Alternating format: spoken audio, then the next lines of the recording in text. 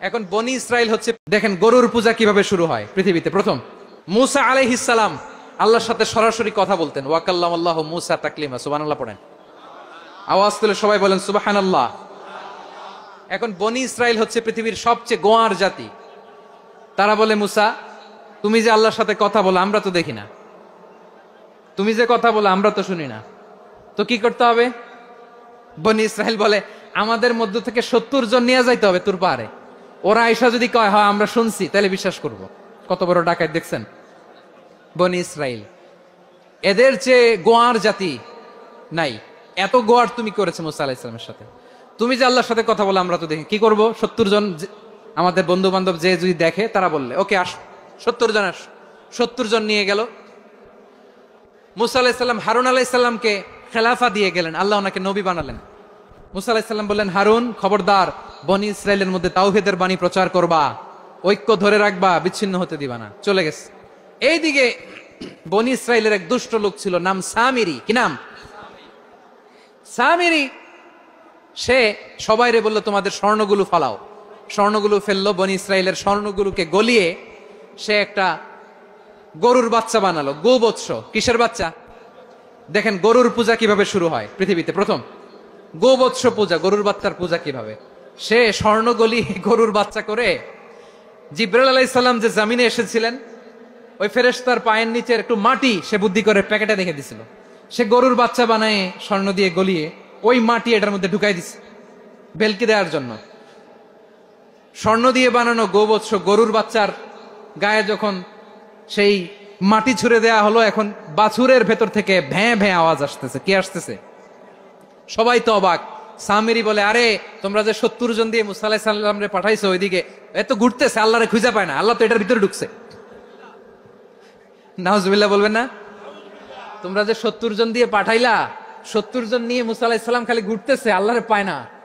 পাবে কেমনে? আল্লাহ তো, নাউজুবিল্লাহ, এটার ভিতরে সেজদা দাও। এই সেজদা দিয়ে গেল। আল্লাহর নবী হারুন আলাইহিস সালাম বললেন, খবরদার, এটা সুস্পষ্ট শিরক। আল্লাহ সব গুনাহ মাফ করে, শিরকের গুনাহ মাফ করে না, খবরদার তোমরা থামো। কে শোনে কার কথা? এই যে যেমন এখন আপনারা আমার কথা শুনতেছেন না? শুনতেছেন? হারুন আলাইহিস সালাম বললেন, খবরদার, এই শিরকি কাজে তোমরা সংযুক্ত হয়ো না। তোমাদেরকে কি মনে নাই আমার ভাই মুসা আলাইহিস সালাম কি বলছে? আল্লাহ শিরক মাফ করে না, খবরদার শিরক করো না, আল্লাহরে ভয় করো। হারুন আলাইহিস সালাম তাদেরকে বুঝালেন, শিরক করো না, আল্লাহরে ভয় করো। শুধু এতটুকুই তিনি বুঝালেন, দাওয়াতি কাজ পালন করলেন, কিন্তু প্রতিরোধ করেন নাই, সশস্ত্র সংগ্রামে লিপ্ত হন নাই, বাধা দেন নাই। কারণ গৃহযুদ্ধ বেঁধে যেতে পারে। উনি ভাবলেন, আমি যদি আমার বাহিনী নিয়ে দাওয়াত দেওয়ার সাথে সাথে প্রতিরোধ করি, আক্রমণ করি, ওরাও আমারে আক্রমণ করবে, ব্লাডশিড হবে, রক্তপাত। এমন অবস্থা হবে বনি ইসরাইলের মধ্যে, যেটা হয়তো আমার ভাই মুসাও কন্ট্রোল করতে পারবে না। সুবহানাল্লাহ কইবেন না? এক একজন নবীকে আল্লাহ তাআলা কি ইন্টেলেক্ট দিয়ে পাঠিয়েছেন। তিনি ভাবলেন, আমি দাওয়াতি কাজটাই করি, এটা যে হারাম এটা থেকে শুধু বারণ করি, কিন্তু প্রতিরোধ না করি। আমি যদি ঐক্য ধরে রাখতে পারি, বাকিটা আমার ভাই সামলে নেবে। সুবহানাল্লাহ। হারুন আলাইহিস সালাম প্রতিরোধ করলেন না। বনি ইসরাইলের মধ্যে গৃহযুদ্ধ বেঁধে যাওয়ার আশঙ্কায় প্রতিরোধ করলেন না, আক্রমণ করলেন না, শুধু দাওয়াত দিলেন। ইন দা মিন টাইম মুসা আলাইহিস সালাম আল্লাহর সাথে কথা বলে যখন ফিরে আসলেন, দেখলেন বনি ইসরাইলের অধিকাংশ লোক মুশরিক হয়ে গেছে। মুশরিক হয়ে গেছে। মুসা আলাইহিস সালাম রেগে গেলেন। রেগে প্রথমে বনি ইসরাইলদেরকে অ্যাটাক না করে ভাইয়ের দাড়ি ধরলেন। হারুন আলাইহিস সালামের দাড়ি আর চুল। মেজাজি নবী ছিলেন। হারুন, তুমি কি করলা? তোমার কি দায়িত্ব দিয়ে গেলাম, তুমি কি করলা? তুমি থাকতে বনি ইসরাইল কেমন করে শিরকের কাজে নিমজ্জিত হয়ে যায়? সাইয়েদনা হারুন আলাইহিস সালাম বললেন, ইন্নী, কোরআন সাক্ষী, কোরআন থেকে কোট করছি, ইন্নী খাশিতু আন তাকুলা ফাররাকতা বাইনা বনি ইসরাঈল ওয়া লাম তারকুব কওলি। ও আমার ভাই, আমার দাড়ি ধরবেন না, আমার মারবেন না। আমি ভয় করেছি, আমি ভয় পেয়েছি, না জানি আপনি বলেন তুমি কেন খাশিতু আন তাকুলা ফাররাকতা বাইনা বনি ইসরাঈল। আপনি এসে আমারে যদি বলেন তুমি কেন ঐক্য ধরে রাখলে না, কেন মারামারি হলো, কেন রক্তপাত হলো, তোমার কি এই দায়িত্ব আমি দিয়েছিলাম? আমার কথার দিকে কি তুমি ভ্রুক্ষেপ করো নাই? আমি যে বলছি তাওহীদের বাণী প্রচার করবা আর ঐক্য ধরে রাখবা, আমার কথা কি শোনো নাই?